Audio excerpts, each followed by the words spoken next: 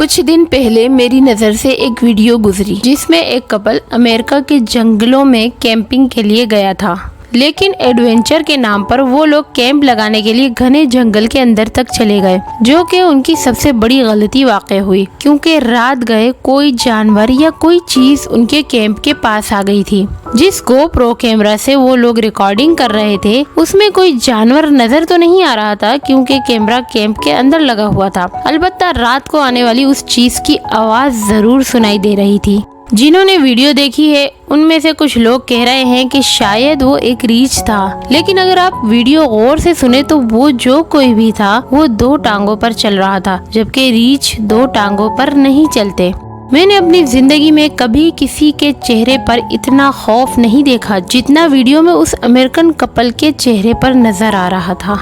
مجھے نہیں پتا کہ بعد میں اس کپل کا کیا بنا، لیکن اگر آپ کو یاد ہو تو 2019 میں کینیڈا کے ایک اخبار میں ایک خبر چھپی تھی جس کے مطابق ایک کینیڈین آرٹسٹ قدرتی آوازوں کو ریکارڈ کرنے کے لیے جنگل میں گیا۔ وہاں اس نے اپنا کیمپ لگایا اور ریکارڈنگ ڈیوائس کو آن کر کے سو گیا، جو کہ اس کی زندگی کی آخری غلطی ثابت ہوئی۔ اس آدمی کی خوشبو رات گئے ایک ریچھ کو اس تک لے آئی جس نے سوتے ہوئے آرٹسٹ پر اٹیک کر دیا، اور وہ پوری درندگی ساری رات ریکارڈنگ ڈیوائس میں ریکارڈ ہوتی رہی۔ ہمارے پاکستان میں پایا جانے والا ریچھ بلیک بیئر زیادہ خطرناک نہیں ہوتا، لیکن امریکہ کینیڈا اور روس کا براؤن بیئر یا پھر گریزلی ایک بہت بھیانک ریچھ ہے۔ شاید آپ میں سے بہت کم لوگ یہ بات جانتے ہوں کہ درندوں میں نہ تو شیر ٹاپ پر ہے اور نہ ہی ٹائیگر، بلکہ ریچھ ایک ایسا جانور ہے جو کہ top of the food chain ہے۔ ایک بڑے ریچھ کا مقابلہ نہ تو شیر کر سکتا ہے اور نہ ہی ٹائیگر، لیکن میرے خیال میں جو چیز ریچھ کو سب سے زیادہ بھیانک بناتی ہے وہ یہ ہے کہ ریچھ ایک اومنیورس جانور ہے،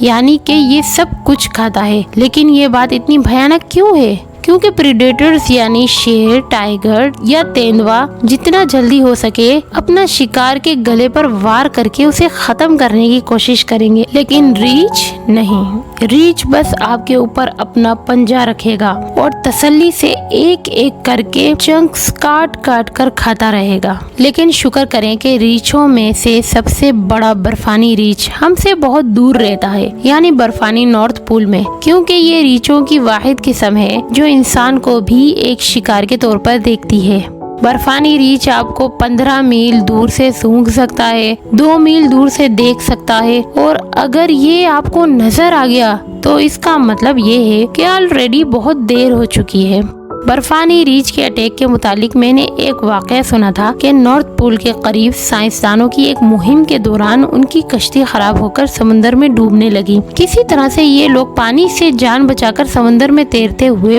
برف کے ایک بڑے سے ٹکڑے پر پہنچ گئے، برف کے ایک بڑے سے ٹکڑے پر چڑھ گئے، لیکن تھوڑی دیر بعد کیا دیکھتے ہیں کہ ایک نر برفانی ریچھ تیرتا ہوا ان کی طرف آیا، برف کے ٹکڑے پر چڑھا، ان میں سے ایک آدمی کو کسی کھلونے کی طرح اپنے منہ میں پکڑا، اس پر اپنا پنجہ رکھا اور تسلی سے ایک ایک کر کے اس کے چنکس نکال نکال کر کھانے لگا، اور اس وقت برف کے ٹکڑے پر موجود باقی لوگ کانپتے ہوئے دعائیں مانگ رہے تھے کہ بس اسی سے ہی ریچھ کا پیٹ بھر جائے، بس اس کے بعد وہ مزید بھوکا نہ رہے۔ یہ تھی اصلی درندے کی کہانی۔